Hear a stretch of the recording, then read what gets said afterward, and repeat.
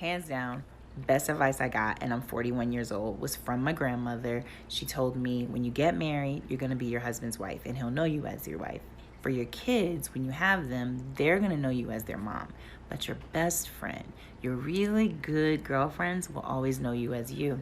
So we know where the bodies are buried. I'm 20-something years in with mine, so I'd say value those female friendships, ladies.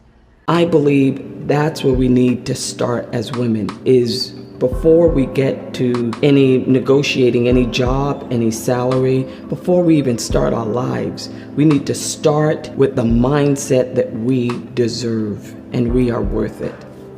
You're born with worthiness.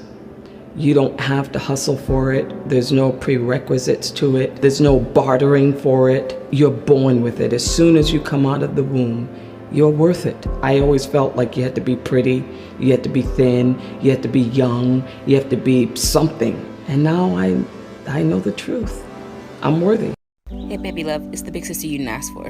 I hope this round of advice helps a little more. There's a quote that says, when a flower doesn't bloom, you fix the environment in which it grows, not the flower. And somebody needs that reminder that there's absolutely nothing wrong with themselves. Maybe it's the family that you were born into that doesn't understand you, or the friends that you grew up with that you've now outgrew too.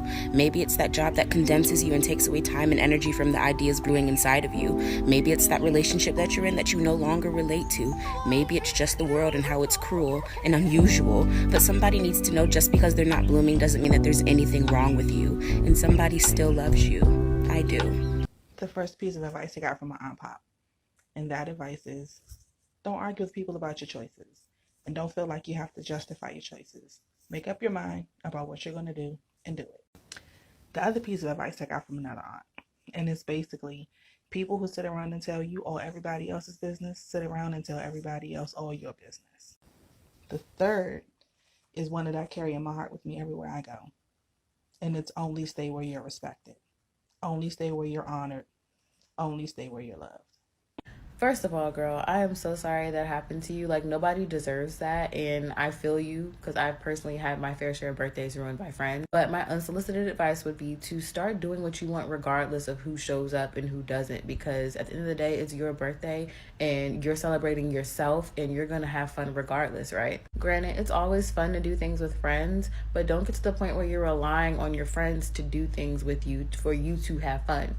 So with that being said, girl, if you want to take yourself out to a nice 5-star dinner, take yourself out to a nice 5-star dinner. If you want to treat yourself to an event, treat yourself to an event, honey. Treat yourself to a spa day, nails, hair, massages, facials, all that. Do that, girl. So just remember, at the end of the day, do it for you. Listen, age and experience don't automatically make you right. You can be old and wrong, experienced and still wrong, but are you wise? Have you, process and internalize your experiences with your age? Words you need to know when you start to choose better. The first one is accountability. It means to be responsible. That means we have to be responsible for our actions, our words, and our choices. It begins with us being accountable to ourselves. We can't ask it from other people if we don't start with ourselves. So be accountable to yourself, sis, and get on the road to choosing better. An advice that changed my life: you will never be 100% ready to start. Just begin. Begin. Never let anyone tell you what you cannot do. Let me share a story with you really quick. I had a conversation with someone one day, and they just randomly asked me, hey, Latoya, what do you want to do? What are some things you want to accomplish? And I said, you know what? I would love to write a book and one day become a best-selling author. And I kid you not, this person looked me in my face and said, that's not possible. You can't do that. Don't quit your day job. And you know what I did? I did not go home crying or feeling sorry for myself.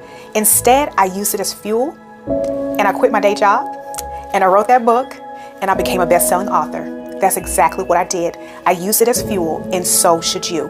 Never let anybody tell you what you can't do. You go be great.